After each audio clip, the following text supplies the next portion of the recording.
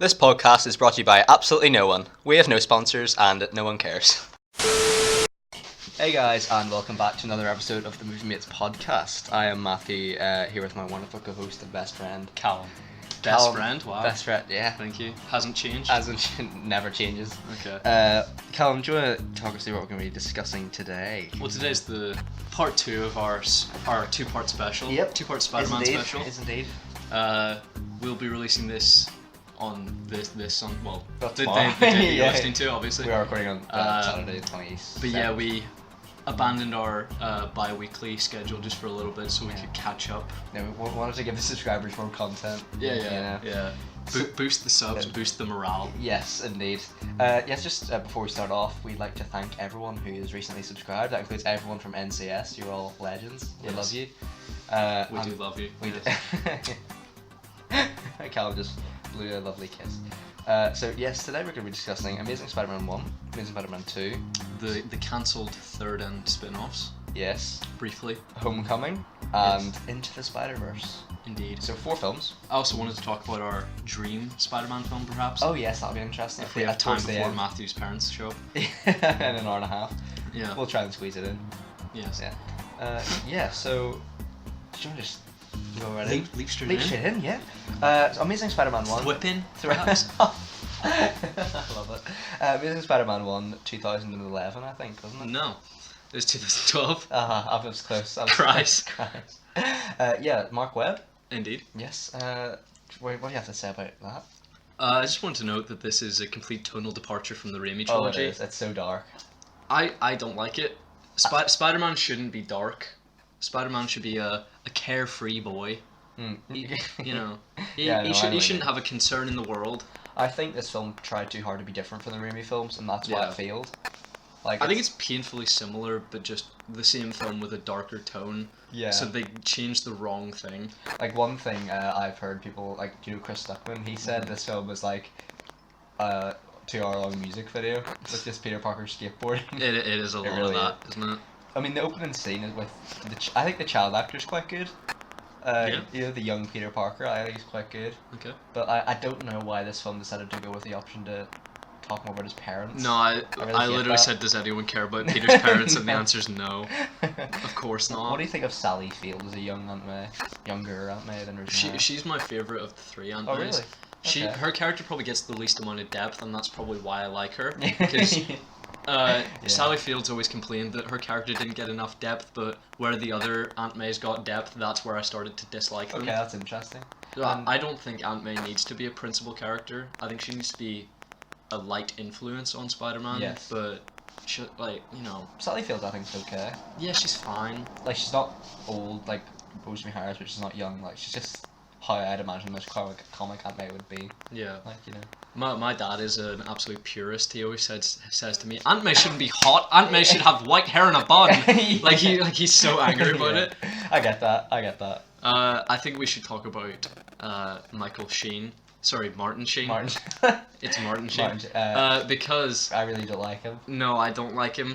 He's terrible. He is terrible because I've noticed everyone says that J.K. Simmons is J. Jonah Jameson, but Yeah. I think much more importantly, Cliff Robertson is Uncle Ben. Yeah, absolutely. You can't replace him. No, like Martin Sheen just feels afraid to say with great power comes great responsibility. Yeah, no, I wrote that they just bastardized that saying. Absolutely. That moment is meant to be a subtle teaching moment, but he's just yelling at Peter. Yeah, Like, that's not You didn't what- get Aunt May some eggs. That's not what it's meant to impart, and I was really disappointed by that. Yeah, like, what do you think? I think Emma Stone as Gwen Stacy is one of the best castings in any Spider-Man movie.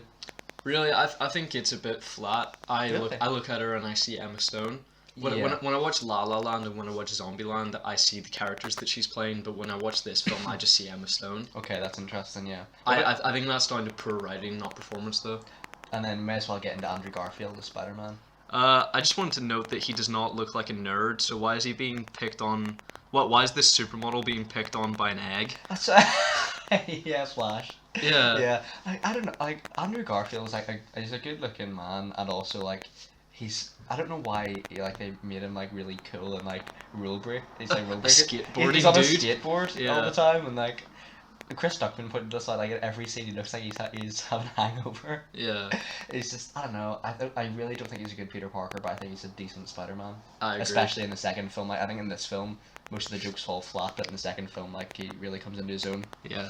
And Peter's just a straight up stalker in this film. Yeah, I've just have creepy photos of Gwen Stacy. Yeah, like I joked that like this is how Matthew would treat a relationship.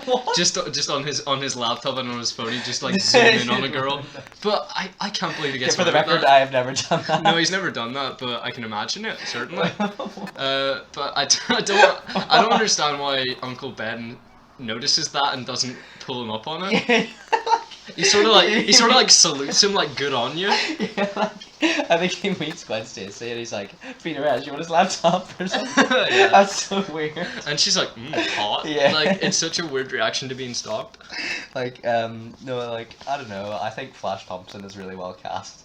I really like No, him. I think he's well cast, but he's not well cast for this Peter Parker. Yeah. You know, it's a terrible contrast. Like, I feel a bit Flash. For Flash, Peter just well, makes an idiot out of him. Flash is meant to be, you know, an intimidating, attractive man that's able to bully Peter Parker, but he's neither more attractive nor more Physically intimidating, yeah. physically intimidating than Andrew Garfield. Yeah. So it's a terrible casting in that sense. Mm-hmm. I think if they had cast someone like Tom Hardy to be Flash Thompson and then done the Venom arc that way, Mm-hmm. you know, the comic book storyline where I he think loses that his would've been legs. good. Yeah. I think that would have been excellent like because he's short but intimidating. Yeah, like I think when Peter embarrasses Flash, that is not a Spider-Man moment, is it? It's just not. It's just a showboating. It was played for gag, but it just wasn't good. We'll talk about how he's kind of morally corrupt in a minute. Yep. I think we should talk about Rhys Ifans Yeah. from Notting Hill. Yeah, yeah.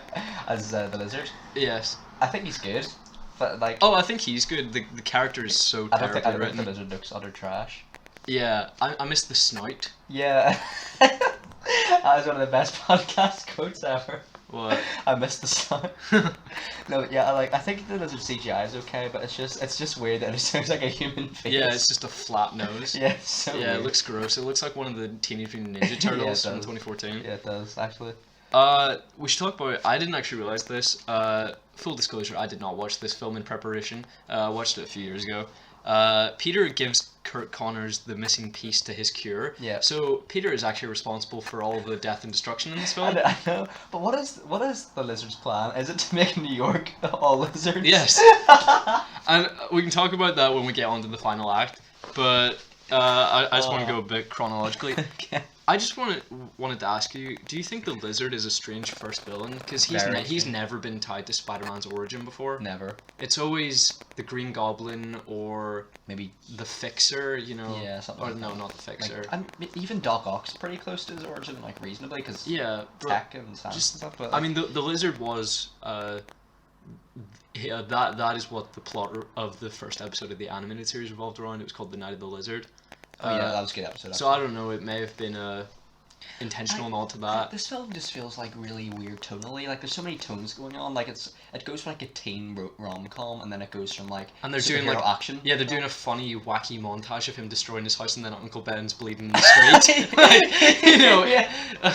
Can we just talk about that scene for a second? Like, Uncle Ben's death. Peter calls Sure. for an ambulance once. No, okay. I have a lot on this because Peter is the most inconsiderate nephew I've ever seen. Yeah. He doesn't walk Aunt May home. He doesn't get her her damn eggs. And then when Uncle Ben yells at him, he just pisses off. And then may I say they changed Smashes the door. Yeah, they changed the Uncle Beth. Uncle Beth. They changed the Uncle Ben death in this completely, and it completely changes how we should see Peter. In the Sam Raimi Spider-Man 1, he's trying to get money to buy a car to impress MJ. There's a decent positive motive behind that. Yeah. Uncle Ben dies in this film because Peter doesn't have enough money to buy milk. And because he's saying screw you to a cashier who wouldn't let him like haggle for milk. Also, like, Why is he trying to steal money from the charity? I don't know what I was going to say. What's a person does it in full view of the cashier, goes over the charity fund. He's such a scumbag. He's like, it's 2 cents. It's like, yeah, that's how the exchange of money works. Yeah, he just I don't understand whatsoever. Like, But He just wanted to spite the cashier, and that's fact is, like, that's he a just- horrible motive to let your uncle die He calls for an ambulance once. Listens in to an some- English accent. Someone call an ambulance! Like, he's so desperate.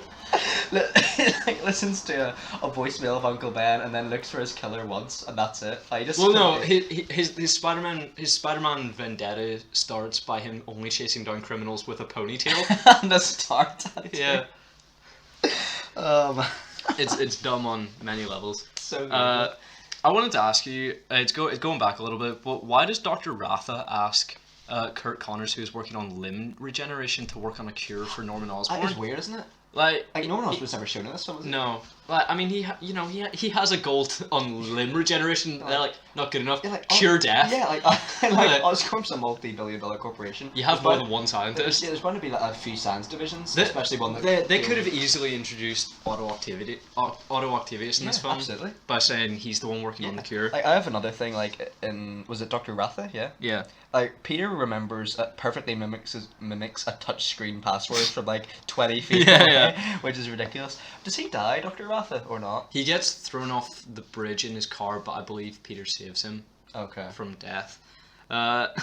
I think we need to say his suit is shit. Yes. It's it looks a like basketball, a basketball. Yeah, yeah. absolutely. Nailed I it. nailed it. Yes. Like, It's fun. I think like in some shots I think it does look really good, but in some shots like it looks way too lanky. Yeah. Like I don't think Andrew Garfield worked it out as much as Toby did for the first film. Well, I mean, when you look at the comics, Spider-Man is kind of all limbs. He's That's what live. That's what I mean. Like Batman, Batman is very much an quite intimidating presence. intimidating 6'2" big Yeah. guy. Spider-Man's appearance has changed. Like in the animated series, he's quite bulky. Yes. He's quite tall. In Spectacular Spider-Man, he's like quite. He's like 5'4". 5'7" and like no muscle. MCU's probably went down Spectacular Spider-Man route. Yes. The Raimi films probably went down the animated series. I don't know what this film was going for because like Andrew Garfield is tall and thin. Yeah, It's weird to me. tall is an issue for me. I think he is meant to be a bit more spindly. Yeah. A spider. A spider. But yeah, height. Yeah, it looks a bit wrong in the suit. I don't know. I think it's even more evident in the second suit because the suit in the second film is perfect. Yeah, which- but it just looks. but it looks weird on him. Yes. Like the suit in the second film, we'll get into that later. We will is, get like, into that. I think the best ever. I didn't watch it. No, no, no, Matthew can take us through it. I watched it in like 2016 was probably the most recent. So I need to mention that Peter steals the web cable, which I think Yeah. kind of robs him of his intelligence from the Like, comics. he uses Bing 3 times to look up like ideas and stuff. To look up like Spandex costumes. yeah.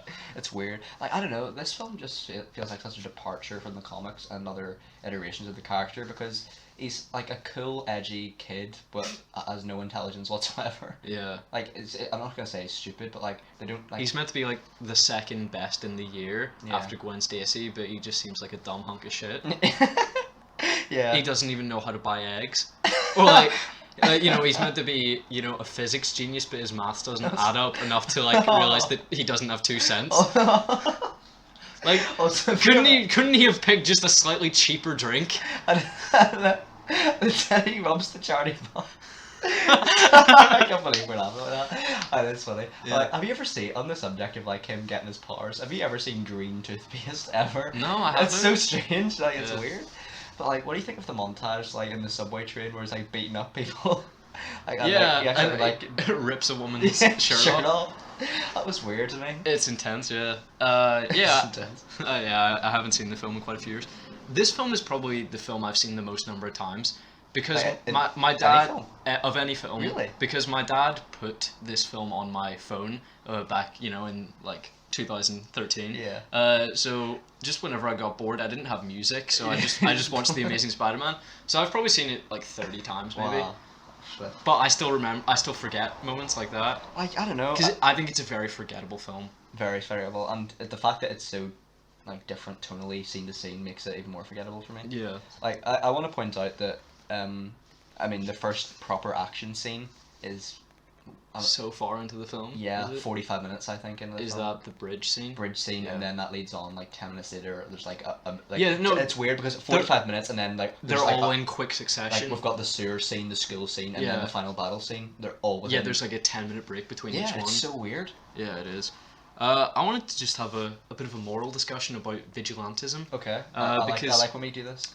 Captain Stacy is just so adamant that like the Spider-Man is a bad guy, and I'd never understand that perspective when, you know, people are saying, oh, the Punisher's a bad guy, Spider-Man's a bad guy. I've never understood it. I would understand the argument if like the Punisher were considered a villain because he actually at least kills people. Yeah. Like Spider-Man, if Spider-Man existed in real life, I think a lot of people would just endorse it. Yeah, because I mean, it's not like he's working with the police and he's using appropriate force. Yes. He's yes. not. He's not you know, killing anyone. Yeah. No, he's not killing anyone. So I would not see an issue with Me it. neither. Not at all. I don't really understand it. Like, you always see law enforcement against vigilantes in these kinds of films. You do, which I never understand. I think that trope's getting a bit overplayed. Yeah, I think they're just jealous. That's what I mean. Like, it seems like a really weird criticism. Like, he's given Captain Stacy less to do. Yeah. Like, he's doing his job for him. Like, he's helping him out. Yeah, like he delivered criminals to the police station. Yeah, like, have you also noticed, like, what is it with Spider-Man films and Branzino? Like, it happens like this film. And in Spider-Man Homecoming. Homecoming. Like, No, I think that was an intentional You think reference so? in Spider-Man Okay. Homecoming. But I hope it was. that is one of the weirdest scenes ever. Like, Weird. just Spider-Man just, and, like... Doesn't understand how to cut a fish. Yeah. Yeah. And then, like... Oh, I don't remember the context. Why was he invited to Gwen's house? I think they were dating. No, they weren't dating, were they? I think he asked her out, like said, "Hey, do you want to go out sometime?" We'll And she go was to like, your and then she was like, "Come to my house, we'll have Branzino." Yeah. Like, It's a weird I one. don't understand that. And would if you found out that someone that you have never spoken to just had you as their screensaver, like, so weird. would you be like, "Come to my"? That go mentally. Yeah, would you say like, "Come round to my house"? Like, You're like, if they look like Andrew Garfield. I'm still waiting for you to change your laptop screensaver just to my face. Oh yeah. No, like. Look, weirdly enough, my laptop background is the Amazing Spider-Man 2 poster. Like. Because I don't know how to change it. This laptop's from like 2014. I really like the departure from MJ. Like, I think Gwen Stacy and the Stacy family are a breath of fresh air. I suppose, Even yeah. though it's a very weird choice to go with Gwen Stacy, given that they introduced her in the last Spider-Man film before this. Yeah, I It's mean, so weird. I Why not introduce Liz Allen? I or think something? Liz Allen would have been a good shout, yeah. But I think you always need, if you're gonna introduce Liz Allen, you need to set up a secondary love interest for the second film, because I think Liz Allen is kind of a one movie. a one use. Yeah. Yeah. That's good. Okay.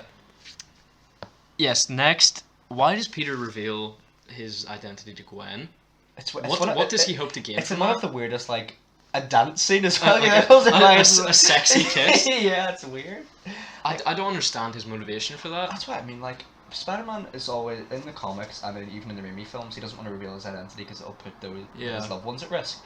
In this movie, he's just like, I don't care. I'll just tell everyone.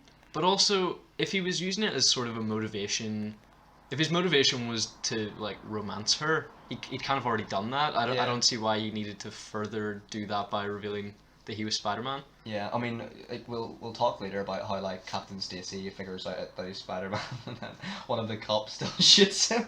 That's great. Yeah. But, like, I don't know, do you like Captain Stacy in this film? I really do. I think it's a really good casting. Excellent casting. Way better than definitely. Spider-Man 3. Yeah, he's like 90 years old in Spider-Man 3. Yeah. That's my daughter up there! Like, Mark Jr. he just seems I to didn't not hear care. that. Yeah. No, I really like, it's Dennis Leary, isn't it? Think so. Yeah, I really like him. Me too. I wanted to mention my favourite scene in the film is the limb regeneration. Because, you know, the moment where he burns his new hand on the lamp.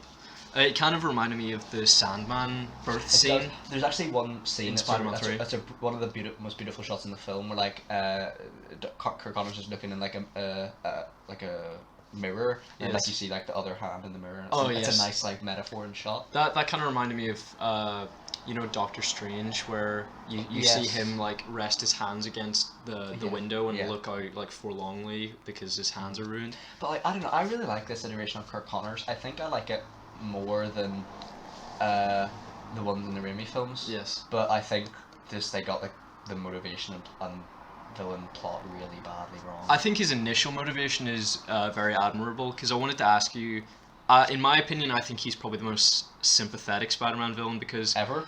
Yes, because his first villainous outburst was actually to stop Ratha from testing the serum on veterans. Mm-hmm. The bridge scene where he, goes crazy, he's just trying to stop Dr. Ratha from doing something wrong. Yes. So I think he has noble intentions in the beginning, at least, and I think that's something that should be respected, because every other villain that people consider sympathetic, they always intended on villainous actions. I have one question for you. You know the scene in the sewer? Yes. The sewer battle?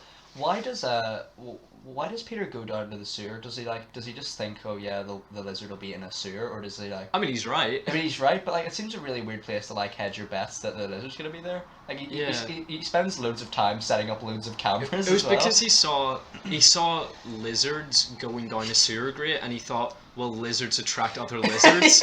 So, yeah, no, I don't understand. He's a genius. Yeah. Second of the class in Midtown. Yeah, no, that's poor, but I really like that scene, to be fair. It's nice that he was right. Good on him. Yeah. Yeah. No, I liked I like that. I quite like the subversion that it's like, it's just like he thinks the lizard's coming out. It's just a little tiny lizard in the web. It's great. I find the fight scenes like thoroughly uninteresting. The school and the sewers, I think the school one's generally great. It's quite tense. It is really tense. When they're crawling along the lockers and then that's like, I mentioned this in Spider-Man 2, but like the anthropomorphized quality of like. Yes. Although I didn't know lizards can stick to walls. I don't think they can. No. I think he was using his claw-like fingers. But I really like the school scene, although like yeah, the costume does not look good in that lighting at all. No. Yeah, maybe that's why it was mostly set at night. Probably one of the best Stanley cameos as well, to be fair. Yeah, it is so perplexing that this film is probably 70% set at night.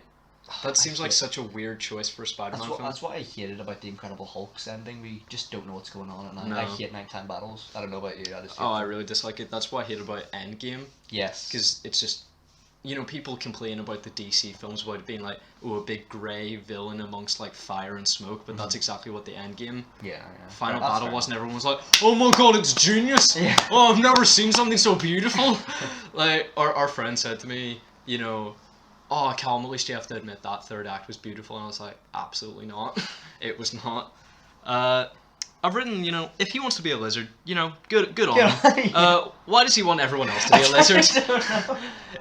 I was reading the Wikipedia plot synopsis, and it just said he wants to eradicate the plague of mankind, and I'm like, that is not brought up in the film at all. There's a weird exposition scene where Spider-Man goes into his lair, and there's literally a video of him becoming a lizard as well. No, I think I just wanted to bring something up because I have a sense that there was a deleted plot line about his son, Billy, who's in the Spectacular Spider-Man series.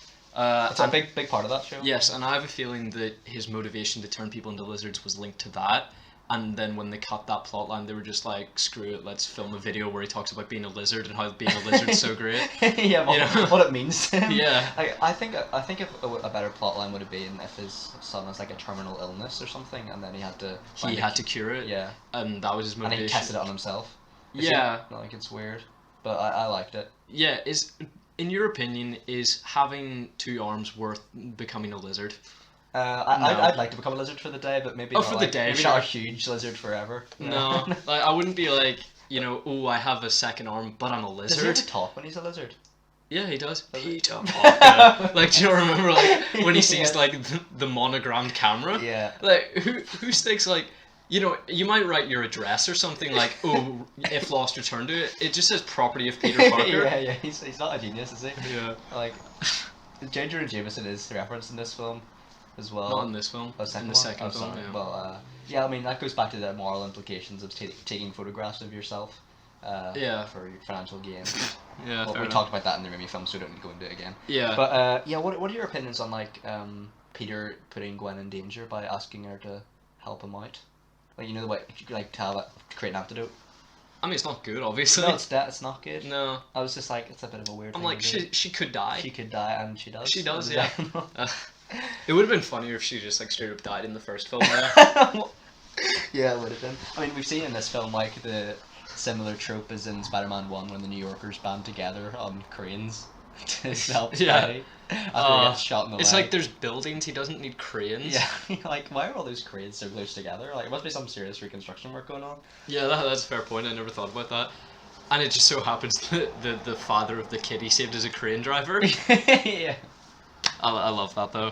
That was one of the best scenes in the film, to be fair, when he Yeah. saves the young kid and he takes off his mask, although it seemed It's like, why are you revealing your identity again? I know. Should we talk about Captain Stacy's death? Yeah. Hilarious.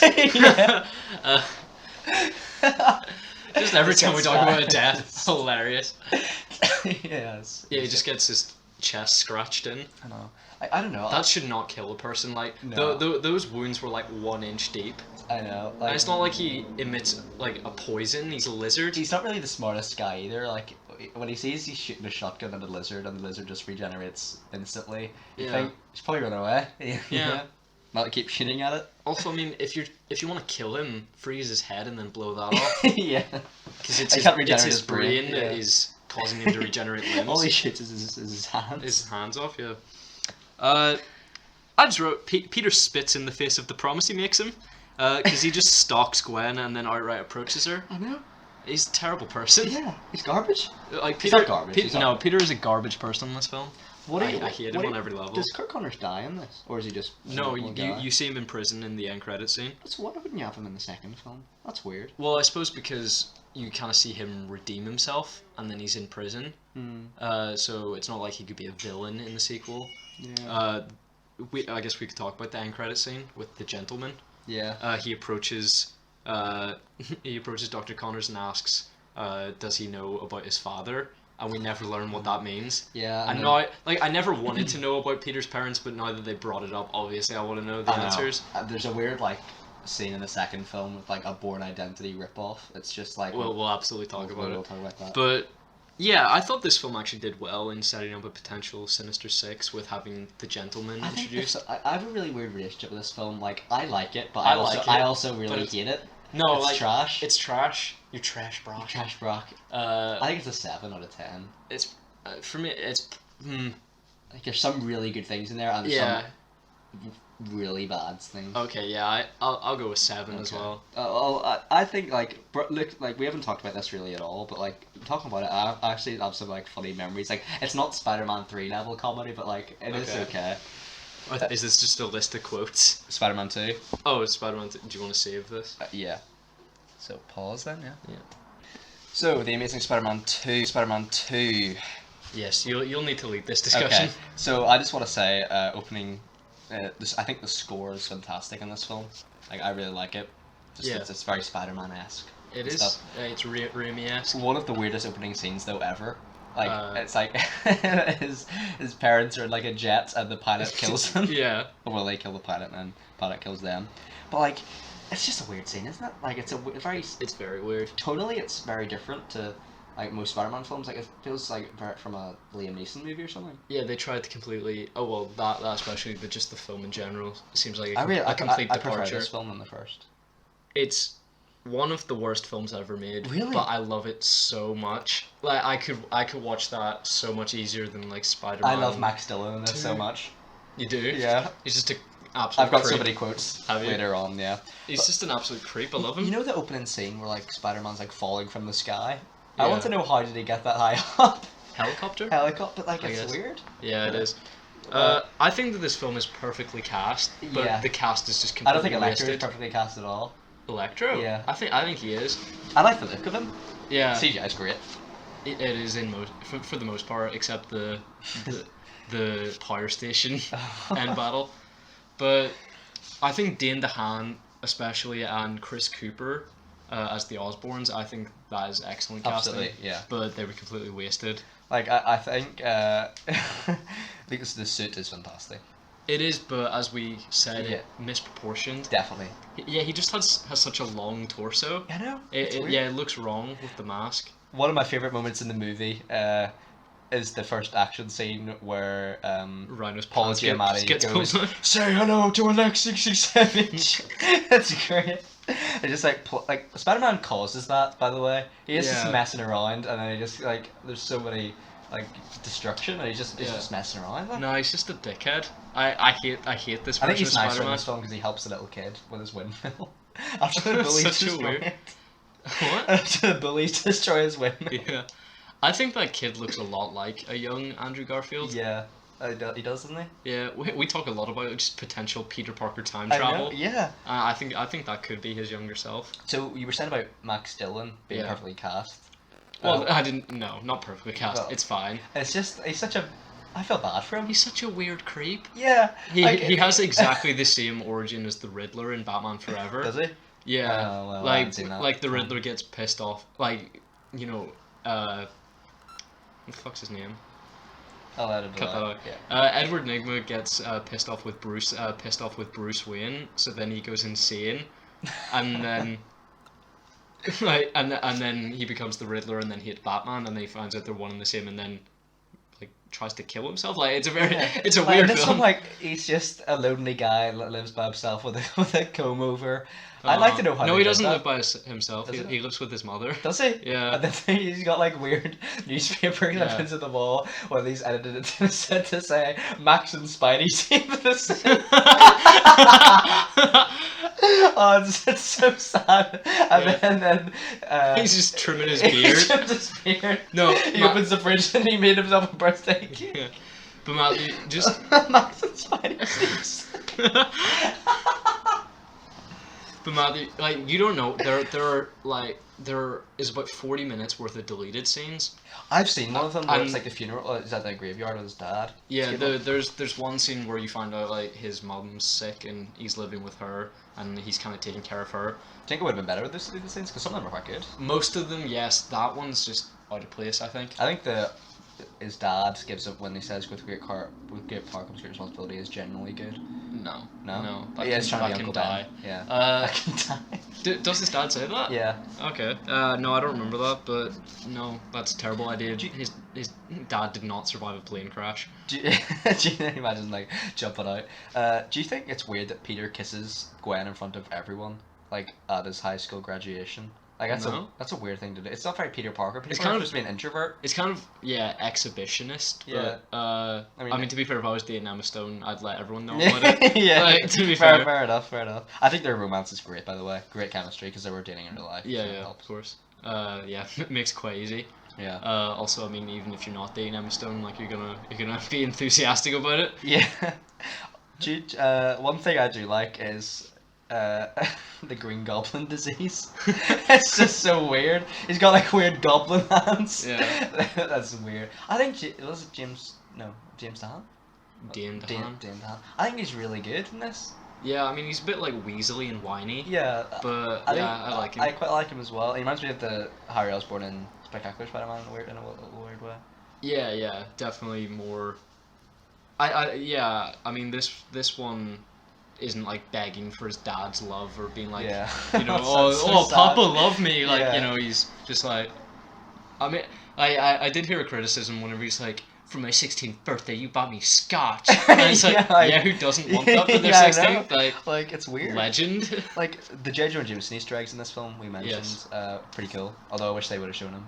Yeah, I think that the Daily Bugle is an integral part of the character, Me too, and it me seems too. so weird to me that they made the same mistake twice in just not showing it at all. Mm-hmm. I 100% agree. Yeah. One of my favorite scenes in the film is when, also before like we talk about the opening action scene with Spidey and Electro, like Electro's like Max Dillon is like abused at work. Like No, yeah. like it's just like, oh, can someone help me with like the grid 37 or something? And then he's like, I'm already out the door. It's fine. Yeah, you it's got to like do kill yourself.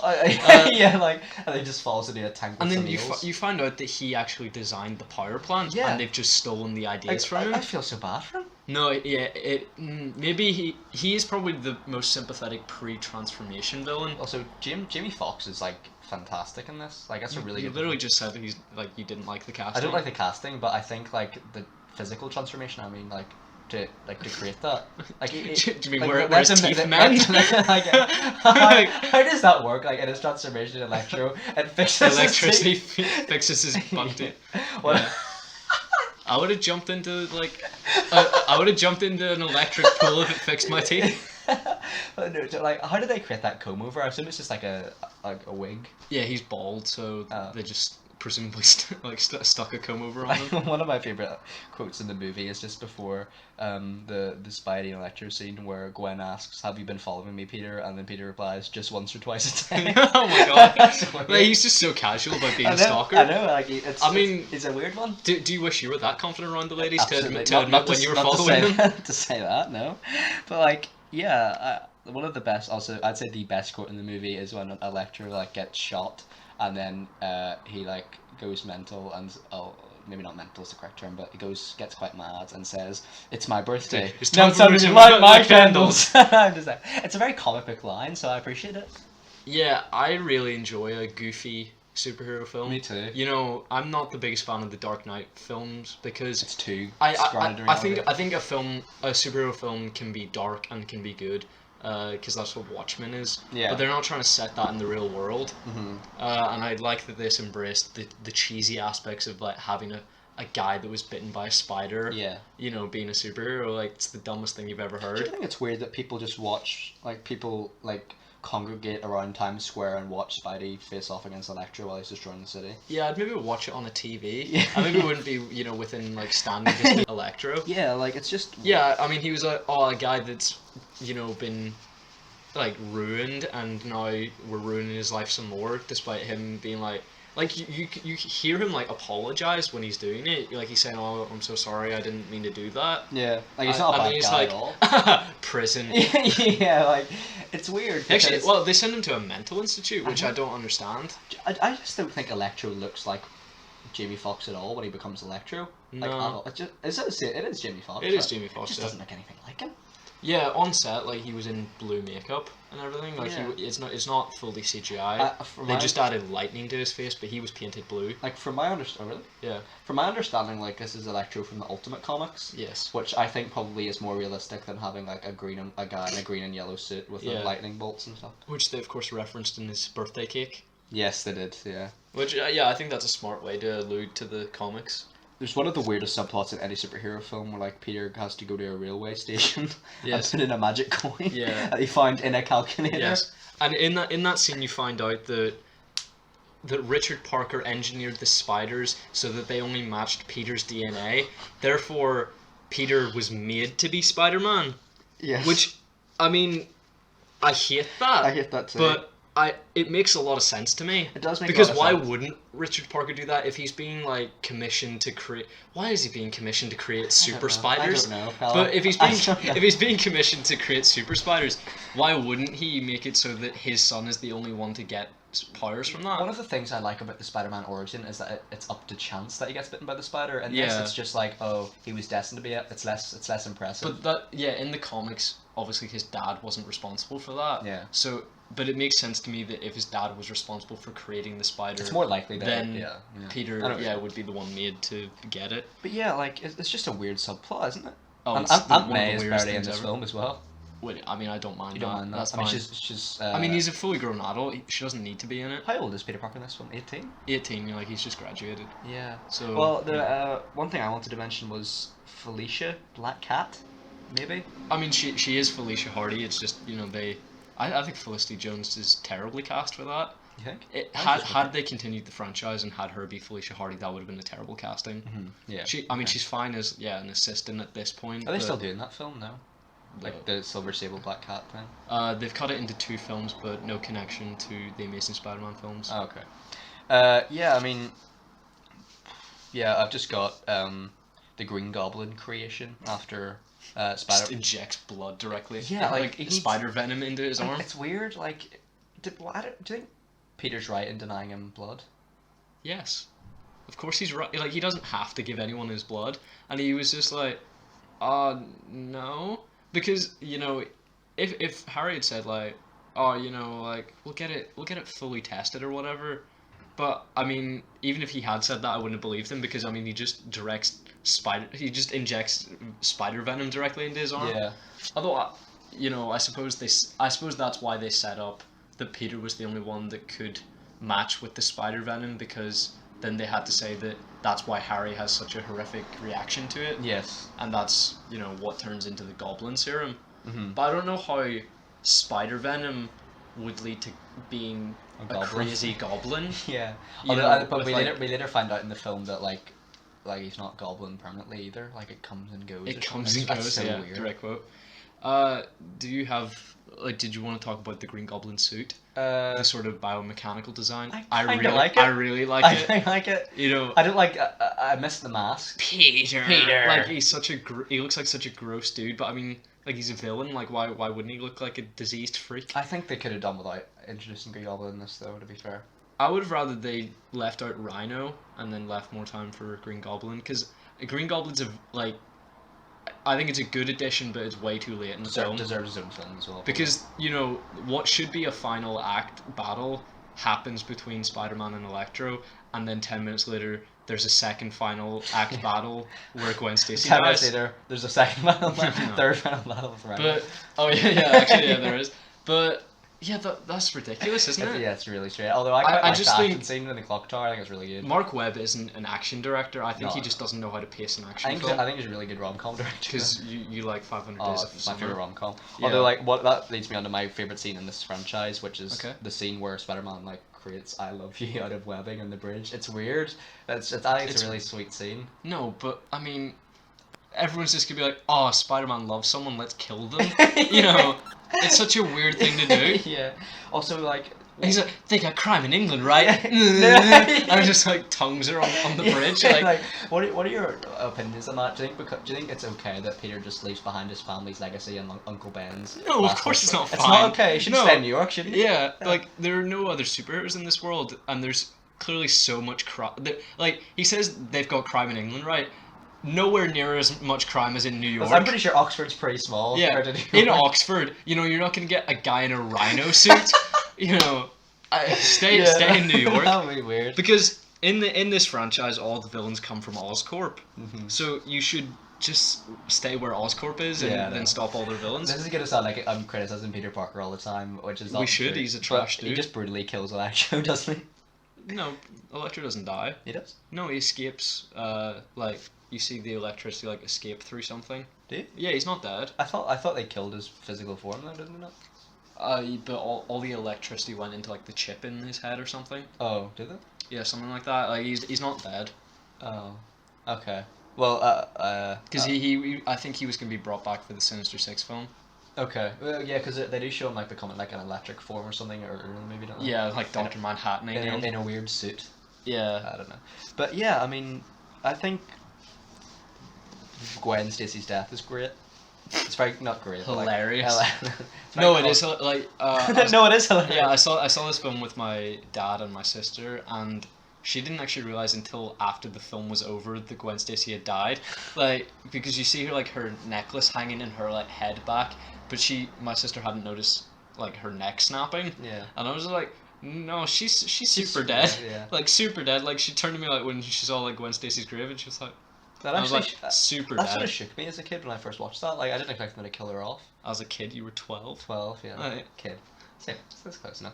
Yeah. But, you know, like, I don't know, I just really like that. And I think it is realistic that Peter Parker would give up being Spider-Man for a few months because Yeah. he died, you know. But like, why would you be like? I mean, I presume in the intermediate time, you know, hundreds of people had died, and then there's just like Crime rates have skyrocketed. one rhino attack, and he's like, I'm back! I'm back. Although that scene is really good. I really like when the young kid that he meets earlier in the film like stands up to Rhino in the Spider-Man costume. Although like it's weird that? that everyone again congregates and watches this. No one stops the kid at all. Yeah, The no. kid's just like The mom's kind of Yeah. like, oh come on, get back. I Yeah, guess. don't fight that Rhino man. Also, Alexei Kusevich just doesn't sound that bad. He sounds like he doesn't sound like a murderer, does he?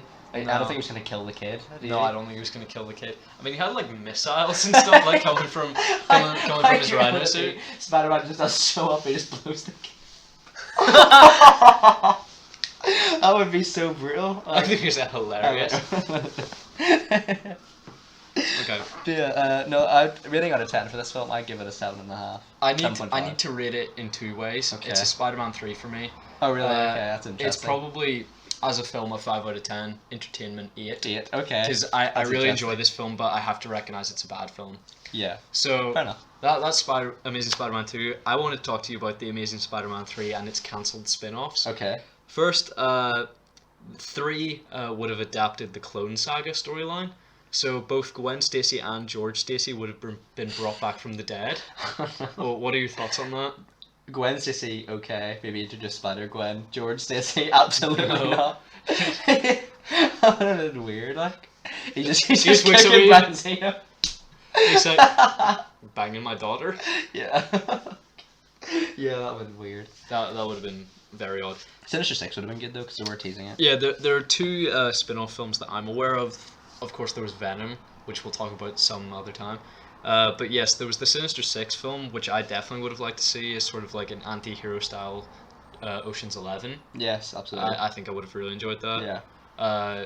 Similar thoughts to I'm you. sort of sad to see this franchise go. Like, I could have done with a third film just to close it off. Yeah, I mean, clearly they're good at casting, so I think that they could have done a very dumb, cheesy, fun, comic booky Sinister Six film with a perfect I cast. think they could have done a Craven's Last Hunt really well. Yeah, I mean, they did say that Craven would have been in Amazing Spider-Man 3 and in like the Clone Saga and Craven. They don't really match, do No, they? they don't. And he also would have been in the Sinister Six film. Oh man. I would really like that because I like Craven. Yeah, me too. I mean, not when he speaks. I'm like, you sound so stupid. Yeah. But the idea of like a hunter and the spider as a prey. Absolutely. Yeah, I enjoy good. that. The other spin-off that I'm aware of is Aunt May as a secret agent. No. Have you not heard I about haven't this? heard of this. Okay, so it was going to be Sally Fields, CGI de-aged. Serious? Yeah, playing like a SHIELD agent, No. like set like 30 years in the past. That would have been trash. It's so good. And I would have loved to see it. Like, that sounds like one of the worst films that could have ever been made, and I wish we had seen Aunt it. May, Agent of S.H.I.E.L.D. That would have Yeah. been so weird. Oh, trash. Yeah, I wish they had made that. Yeah, that would have been weird. Okay, Do so you want to move on to Spider-Man Homecoming? we should move on to Spider-Man Homecoming. So this is our redo of our first review. Yes. Uh, We'll probably obviously- talk about it a bit more in depth. I looked back on our first episode, Timecodes. We talked about it for 3 minutes. Saw that, So yeah, I think we should give it another shot. yeah, absolutely. I think we should talk about how the characters were reimagined, modernized. To sort of connect them to the MCU a bit more. Yeah, so there was, well, I mean, it was for the most part race bending of MJ, Flash, Aunt May has been aged down and she's also Italian. They say Yes. that in the film. Yeah, so what do you think of this modernization of the characters? I think it's fantastic. I agree. think the casting is probably on par with the Raimi films for casting, I would say. I think it's better. Better? Okay. Because they don't adapt the comics, but they get the essence. Flash is a bully. He's not a bully in the same way. He's not a physically intimidating presence. Yeah. But I think that's almost more heartbreaking. Oh yeah, absolutely. Because a villain should always have some level of sympathy. Should I just save that again? Yep. So yeah, I mean, I think it does it quite well as well. I think the cast is fantastic. Zendaya as MJ is superb. Yeah. Obviously, we get to see her more in Far From Home. Check out the review. And also, like, I don't know, I really hate the people who criticize the casting of MJ. well, it's like, it's because not the comic accurate. it's like, yeah, she's not even playing Mary Jane Watson. Yeah, it's She's not- playing a new character. Yeah. That they just happen to have the same initials. Like, get over it. Yeah, like, if anything, it's just an Easter egg or reference. I don't think it's supposed to be MJ Watson. I mean. Yeah, no, it's not. She's Michelle Jones. Mhm. Yeah. I just think one thing I like about this film is how it integrated it with the MCU with Damage Control and Adrian Toomes. Like, Yeah. I quite like that element of it. Relates back to Battle of New York and stuff, which I quite like. However, that is one of my major criticism of the film is that it feels too much of a departure from what makes Spider-Man a friendly neighborhood Spider-Man. Yeah, 100%. I think this film probably relies way too much on Iron Man's presence as sort of an Uncle Ben type figure. Yes. But I think this film would really benefit if it introduced Uncle Ben. Yeah, I really because do. he's getting his suit and he's getting his advice from Tony Stark, And Happy as well. which has never been, he's never been that figure to him in the comics. Never. And yeah, I think it shits on Uncle Ben because Absolutely. Uncle Ben is one of the most important motivational figures in comics, Yeah. and they just don't even mention him, Mhm. and I think that's disrespectful. I think so too. Yeah. I think it's disrespectful to the spirit of the character. It would have been great though if Uncle Ben was Italian and Toby had to put on an Italian accent as Uncle Ben. Oh, and he's just wearing like a mustache, and he's running the pizza place. Go on! That would have been amazing. That would have been a class. He's running the pizza place from Spider-Man 2. He's Go! like, Ben's 20-minute delivery guarantee is a promise, man. I don't know to you, a promise means nothing, but to me, it's serious. And then he just whispers, pizza time. Pizza time. So, I wanted to ask you about the 8-year time jump. Yeah, but I've heard a lot of criticism about this. Well, it's fair criticism Yeah. because it just doesn't make I think sense. that's just because, what's his name? John Watt? John Watts. Do you think he just was a bit lazy and just thought, oh, well, it'll be fine. No one will care that much. But, I mean, take 30 seconds of research. Anyone who's seen a superhero film, anyone who's seen an MCU film knows the timeline. Yeah. You don't need to know that the Battle in New York was in 2012 and this one's either set in 2016 or 2017. I think, though, for a, So that's like maximum 5 years. for a directorial debut, this is good for him. I think this is It's really not a good for him. directorial. Is it not? Well, big film, I would say. Yeah, it's his first blockbuster. Yes. I think it's good. I Oh like it. no, it's an amazing film. I just have small criticisms. Yeah, okay. But yeah, just when we were in the cinema together watching that, like I just turned to you and it's one of the most confused moments I've had when seeing a film because I was just like, 8 Is years? this set in the future? Like I was really confused for a minute. The film opens with Peter's vlog. I quite like it. I was gonna ask you, do you find that interesting or tedious? I think it's nice because it's just a different perspective from a Civil War battle. Yeah, I mean it's sort of a modern interpretation of him as a photographer. Yes. Now he's a vlogger. Do you think? I don't know that I like that. I think if they do the third film, I think if they don't introduce the Daily Bugle, then don't introduce it at all. Well, they introduced it as a conspiracy website in Far From Home. I know. Oh, I don't know if I like no, that. I don't like that. I guess it's because newspapers just aren't a thing anymore. Yeah. But I mean, at least make it a news network, and he's the camera guy. Yeah, or something like that. Not like he's making vlogs for himself to like bathe in the I know, glory yeah. of himself. I don't like that really. I think Tony Stark and Aunt May's romance is extremely weird, and I don't like it. I mean, yeah, it's not a a romance. flirtation. But yeah, there's one line where yes, Tony Stark makes a cameo in the vlog, and then he's like, "Hey May, what you wearing? Something skimpy, I hope." Yeah. I'm just like you're about to get married to Pepper. Well, at that point they were broken up. Oh, okay. When he proposes to Pepper, like they aren't even dating when he does that. I think. Surprise! No, seriously, I think she was just acting as like the head of Stark Industries, and he was just like, "Want to get married?" Yeah. Although that's what confused me in Endgame, that one of the biggest romantic developments in the film is that him and Pepper started a new life together, and then the whole crux of the film for Tony wanting to become an Avenger again is because Pepper said, he's like, the way, like, he's the scene where he's dying from starvation, he's like, "Oh, I'll always dream about you, Pepper," and stuff. Like, Yeah. the romance of Pepper's never been that strong, has it, really? It's over, I think it's No, quite overrated. I felt it. Did you? Yeah, I Okay. get it. I think it's quite overrated, personally, but I think that's not a criticism of Gwyneth Paltrow's part. Like, I think her cameo in this film is really surprising. I really liked it. Yeah, we'll talk about it later. We will, yeah. I really like their use of obscure villains. Yeah, not just Tinker and stuff. recycling the same ones over and over. It was obviously our first live action Vulture. And Shocker. Yes, and I think I'm not a fan of that Shocker. of this Shocker. Yeah. I would have liked him in a full yellow suit. Me too. Just like misses the mask. I think. yeah, I mean you'd seen those leaked set photos, right? Yeah. That was comic accurate Shocker, which was obviously clearly just A lie. a lie. There's also But weird I set would photos really with, like, enjoyed he has that. actually like physical lines in his suit instead, like the physical suit, Spidey suit. I mean. Is, Oh like, yes, the physically- raised webbing. I quite like Yeah, that. that's from Civil Oh, War, sorry, Civil War. and then they just smoothed it out. Yeah, like I don't like that. I think the costume in this scene, you want to just talk about, get it overdone with here. Like, it's good, but it's very CGI. We've talked about this in previous podcasts. Yeah. Also, we don't want to seem like we dislike this No, film. not at all. I really love like this film. I do like this film as well. But I don't know why. I think because we review movies and like we more have a critical perspective of things. yeah. But that's not to say that I really do love this film as well. Like, one thing I will point out that I love is Happy Hogan. I mean, he's great in this. He's a delight. I mean, he's not at his best. I think he's at his best in Iron Man 3 and Spider-Man Far From Home. Okay.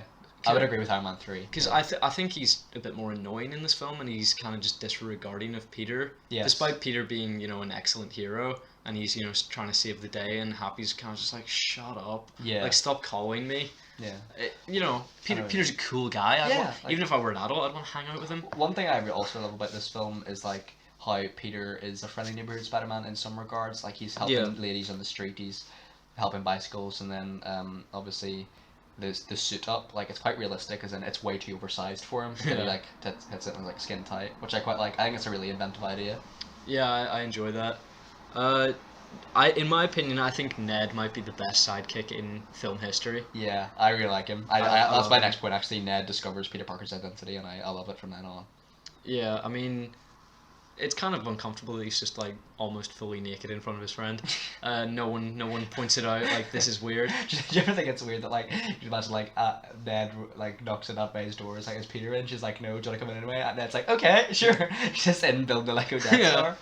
But I don't know, I really like that. And then I one of my favorite also jokes in the film is when Peter thinks someone's robbing a car, but then it's like, it's my car, asshole. That's great. I love it. Yeah. Also, good Stanley cameo in that scene as well. Really, I think it's one of the worst. Yeah. Yeah, Okay, just interesting. don't like it. Fair enough. The Captain America PSAs. Love it. I love it. It's such an inventive way to get It's a such a cameo great in. little like subtle joke when like the PE teacher like When looks when he like refers to him on the wrong side. Yeah, that's great. That is a very good visual gag. Obviously Donald Glover campaigned to be Peter Parker in the Amazing Spider-Man films. He did, and he wasn't even auditioned. As in Peter Parker? Yes. Not Miles Morales? No, he said, I want to play... he said, I want to play Spider-Man. Okay. Because I think it'd be fantastic as Miles Morales, maybe not Peter Parker. Actually, I think And that's not because like... No, please don't correct me if I'm wrong. Okay. But I'm talking to the viewers, Matthew. Oh. Please don't correct me if I'm wrong. I think that Miles Morales was created in 2013. So I think he was created in reaction to Donald Glover asking to be Spider-Man, and then someone was like, oh, we should make a black Spider-Man. I mean, it's not like he's paying Spider-Man to be there. He is Spider-Man, so if someone's invited Peter to the party, why can't he come as his alter ego? Okay. I don't see anything wrong with that. I kind of see it as wrong when Spider-Man's a hero, so if he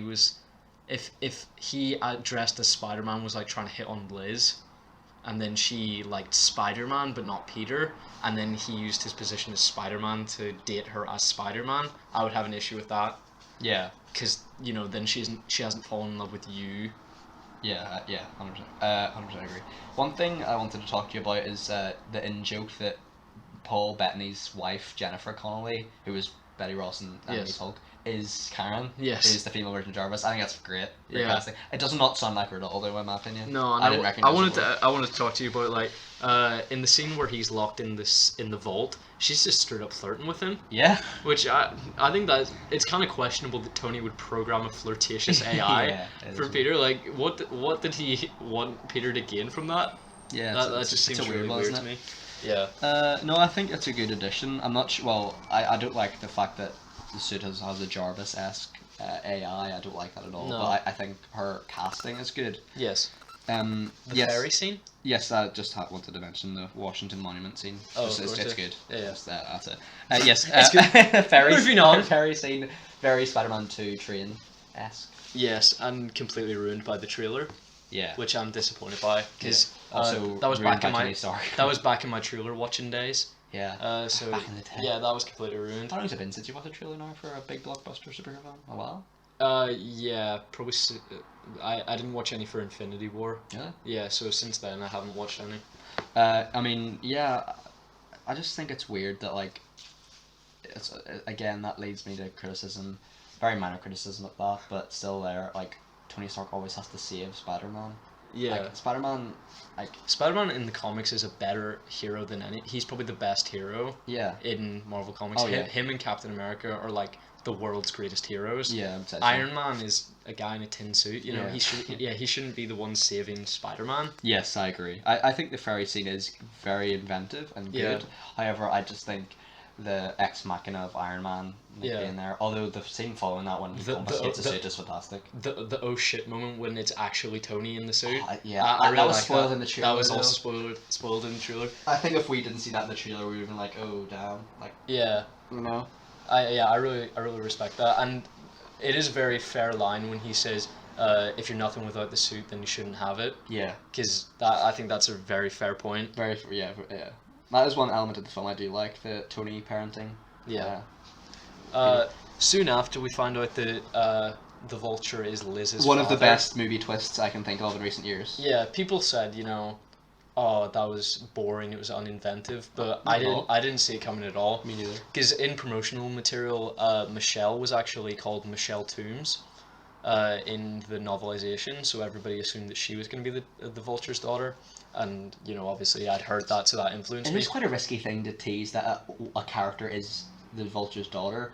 Like, isn't it in promotional material? No, I'm saying it gets ideas thinking in your head. Oh, maybe she's her daughter. No, because I think that was just an innocent mistake. I think that was a mistake by the marketing team. Okay. But yeah, I was thinking through the whole film, oh, Michelle is the Vulture's daughter, or either that's an abandoned plot line. So I thought either it's going to be Michelle that is his daughter or no one. Mm-hmm. And then when it turned out that Liz was his daughter, I was like, oh shit. Yeah, no. So that's probably one of the best villain-hero confrontations ever. And one thing I do like in the car scene is like, is the visual metaphor of the green light when he discovers that Peter is Spider-Man. Like on the traffic light. Oh, like, yeah, okay. It's pretty neat. Like a light bulb moment? Exactly. Okay. Yeah, I really like that. He's so intimidating, isn't he? Yeah. He's just like, have a good night, but also, I will kill you. Yeah. If you ever be Spider-Man again. Good old Spider-Man. Like, yeah. He's such a... Yeah, and then there's a really weird line, it's like, make sure you show my daughter a good night, but not too good of a night, if you know what I mean. I'll kill you. Gun. Yeah. Yeah. Is that what you imagine like your girlfriend's parents to be? Are you the kind of man who like wants to be sort of judged by a parent? Maybe judge is the right word, but like I want to at least be friends with them. No, I mean in the opposite sense. I kind of want to go into a relationship where so you can surprise them. Yeah, no, where a parent is really stern with me and they're like, oh, you better treat my daughter right, and then what? Better treat my son. Yeah, no, like. Yeah, if your parents said to me, like, treat our boy right, and then when I do, I'd feel like a sense of accomplishment. Absolutely. So, like, would you not want to be sort of intimidated and then, like, prove them wrong by being a nice guy? Absolutely, yeah. Yeah. Did you... I know what you mean. Is that a misogynistic gist? I don't think it's a misogynistic. From my perspective, though, I would rather just have in a perfect world, have a good relationship with... Instantly? Yeah, instantly. Do you never, like, want to win people's favour and prove that you're a good guy? Yeah, of course, but I think the easier approach for me is just let them politely off the bat. So that's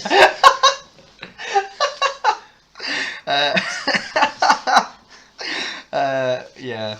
So one thing I also wanted to mention is that the end battle. Oh, sorry. Before the end battle, when Ned is the guy in the chair. Yeah. And then I'll let you do the quote.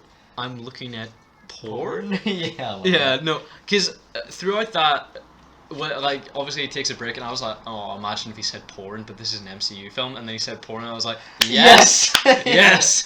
They did it! Were you actually thinking, like, if they said that line, that was generally great? Yeah, and then it was hilarious. Mm-hmm. I think that was probably the biggest laugh out loud moment in the cinema. Yeah. I think everyone was in consensus that was very funny. I think Uncle Ben was severely needed when Peter was trapped under the rubble. Yeah, if even you heard the words in Cliff Robertson's Toby Maguire. I can imagine like Peter's under the rubble and Toby's face comes out of the puddle saying like, you're trash. That'd be great. He's like getting a lot of like rubble in his eyes and he's like, I'm gonna put some dirt in your eye. Yeah. Okay. Yeah. We definitely need to talk about the plane fight because it's poor, isn't it? Trash. It's trash. Again, we mentioned, fight scenes should never be set at night. The Vulture suit is cool, but the plane. Yes. Fight scenes should never be set at night because it just. Unless it's like a Batman film. Yeah, it looks terrible. But like. But I think that the Coney Island battle saves it. Okay. I think the final act, if they had fought on the plane and then that was it would have been trash. Yeah. But I think the final act was saved by the Coney Island battle because everything's sort of lit up by fire. Mm-hmm. And I think visually when like the Vulture picks Peter up using one of his wings, I think that's very intimidating. One thing I wanted to mention before we just give our concluding thoughts is the Iron Spider suit. Yeah. I don't like the look of it. No, I really hate it, and we've talked about that further in our Far From Home review. But one thing Listen to it and then subscribe. Thank you. One thing I do like is Pepper and Tony romance being rekindled. Like, I know I said that I think the romance is overrated, but I didn't expect Gwyneth Paltrow to be in this film. No, and I find it hilarious that she's forgotten that she was in I it. know, I was about to say. She's just absolutely forgotten that she filmed that. I just wanted to mention the fact that Peter saved the Vulture. He probably shouldn't have. People say, "Oh, Vulture is so sympathetic." He was trying to kill a teenager for the entire duration of the film. I don't think there's any way to morally justify that.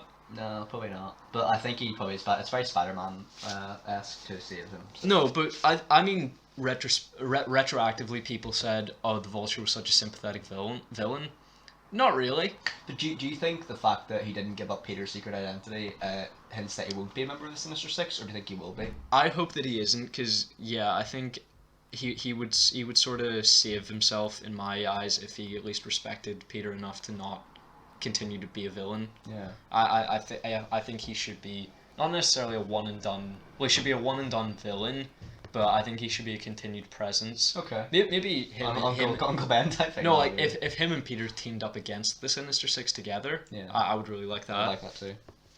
So the end credits scene, which is that of course, and then the following scene is Patience. Yeah, I love the Captain America PSA. Just how many more of these? I love that. It's very. Yeah. Do you think that's actually a line in the script? Or No, I assume that is a line in the script. Yeah, you just said to me like, "Do you think Chris Evans was just sick of that shit?" Yeah. Like, how many more of these? No, rating out of 10 for this film. I know this is probably gonna be different to my rating for the last time we reviewed it. Yeah. But I would give it a 7. I'd give it an 8. Yeah. Okay. Yeah. Good film. Yeah, it's an excellent film. My favorite Spider-Man films is Spider-Man 2: Into the Spider-Verse. I love it. It's definitely amongst my favorites. It's a. Okay, yeah. So that was me done. So moving on to Spider-Man Into the Spider-Verse. We absolutely love this film. Don't we? Masterpiece! I love it so much. So talking so quickly. Chris Pine as Peter Parker, great. Second, don't actually blast through it like this. Like we do have 12 minutes. Okay. So I think it's some of the most creative uses of music in film. Music and visuals. Like yes. I love this film also obviously has some original songs. Sunflower. Yes. I wanted to mention I can't believe that wasn't nominated for the Oscar. I know, for best original song. Yeah, it wasn't even nominated. I thought I would hate the animation style, but it's honestly beautiful. I love it so much. So especially the final battle with the collider and stuff. It's fantastic. Like went to colors. One thing I wanted to mention in this film is that this has my favorite iteration of Peter Parker ever, with Peter B. Parker. Yes. I think Peter B. Parker is supposed to be like our Peter Parker in a way. Yeah. Like, it's supposed to be like what would Earth happen. 616. Like what would happen Peter. if he was like 20 years older. Yeah, it was Spider-Man for too long, basically. Yeah. I feel bad for him because he says like he buried Aunt May and like his wife and I divorced, like my wife and I divorced so casually. The sad Peter montage is like a genius. He's just watching seahorses. Piece of filmmaking. I love the recreations of the Raimi film scenes in the Chris Pine. In the Chris Pine train scene and stuff. Yeah. Again, I wanted to mention police and vigilantism. I don't understand why the police are always against vigilantes. Especially Spider-Man. Yeah, because Spider-Man's one of the purest heroes. Yeah. I don't know why. I really like Miles' relationship with his family. Yeah, I love his dad because he's always just like whatever, Dad. He reminds me of the sheriff in Claudio the Johnson Meatballs. Oh yeah, by Terry Crews. Yeah, I get that vibe as well. But I don't know why his dad recognizes that Miles is uncomfortable in the school and then humiliates him by like saying, "I love your dad." I know. I think Miles is like really fantastic in this film. This is our first like big screen depiction of the character, and I think it's fantastic. I love live action, especially with the relationship with him and Uncle Aaron. That's brother. Yeah. I enjoyed how he just nonchalantly swats away the spider. Yeah, all that I was like the spider bite subversion where it's just like he's flicks audio medium. I forgot. Yeah. Spidey gets brutally killed by Kingpin. Oh yeah, like destroyed. So brutal. Yeah. Do you like that Kingpin's so oversized though? Like I don't like that. You don't? In this film. I like in Spider-Man the animated series sort of the sumo wrestler, but this is ridiculous. You know, this ain't in Spider-Man the animated series. Like he's recalling his childhood and he can't get up a ladder. Dad. Like he's just street trash. Yeah. Trying to do a pull-up. Like I kind of I felt for Miles just in his paranoid overthinking when talking to women. Yeah. I mean, his is fueled by being bitten by a spider. Mine is anxiety. Either way, similar. I think the on-screen text provides a visual uniqueness, I really like especially it. the Spidey sense where it has The look three out. lines, yeah. No, I mean where it has look Oh, out. yeah, okay, yeah. As in text, I really enjoyed I that. really like the Stan Lee cameo in this. It's obviously his last cameo. Yes. And Before his death. Before his death. And Well, sorry, no, it was after his death. Yeah, It was the most recent cameo after his death. But it's really heartfelt. Yeah. But I also really love the leap of faith subversion where like Miles goes up the building and then immediately it cuts to him going down the stairs. Yeah, I yeah. love that so much. I wanted to just point out to you that the person who voices the Green Goblin is in The Lonely Island. Is he actually? Yeah. Seriously? Yeah, I think that this is a criticism. I think that Chris Pine's line delivery is way too dry. You're like me. Yeah. Like it's almost Nicolas Cage like, but unironic. I think Chris Pine sounds older than Jake Johnson does. Yeah, That's weird to me. I Like, did not know until this was pointed out that wasn't Jake Johnson. I just assumed it was. They sound quite similar as well, but Yeah. well, Kingpin's voice is not what I picture when it's I Liev look at Schreiber, Kingpin. isn't it? Yeah, but he's just like a rough and tumbling like Yeah. Italian American. I know, it's weird. I don't like that at all. I quite like Doc Ock in this film. The subversion. The gender bending Yeah, I quite like that. and also the surprise reveal. Also, like the visuals of like the tentacles are cool as well. Yeah, how they're sort of like Plasticky. pulsating Yeah. tubes. Yeah.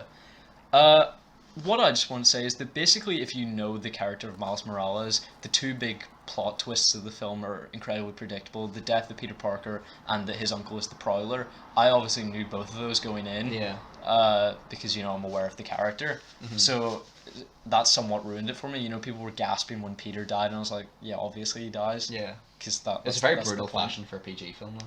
Yeah, it is. I know they didn't show him dying, but like it was pretty brutal. Just like his entire body was My favorite crushed, scene though. in the film is when Peter meets Aunt May.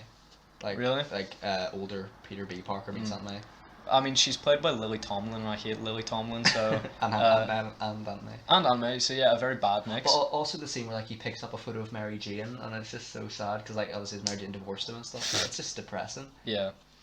The Prowler chase sequence, the first one I want The to talk score about. is fantastic. It's one of the most intense scores ever, Yeah. and it really highlights the danger Oh, of absolutely. that. It's and obviously we've got the Prowler giving his lady advice to Miles. Oh. Hey. Yeah. Can I just say, as a fan of Spider-Man growing up, this is one of the most nostalgic films ever, and then it used that nostalgia against you with the news report that Spider-Man has died, because Yeah. that hit me so hard. Yeah. I knew that I knew going in that Spider-Man was going to die, but just the music and the like Spider-Man has died, like I nearly started to weep. Yeah, like because like he's such a hero in this. I think universe that as well. was more impactful to me than his death in Infinity War. Oh really? I think this death Just because was, he's such a hero in this timeline and stuff. yeah, and it was more my Spider-Man. Okay. So yeah, that hit me really hard. One of my favorite quotes in the film is when it's actually Spider-Man Noir's first line where he goes, "Wherever I go, The wind follows." and the wind, it smells like rain." Yeah, it's great. excellent. Yeah.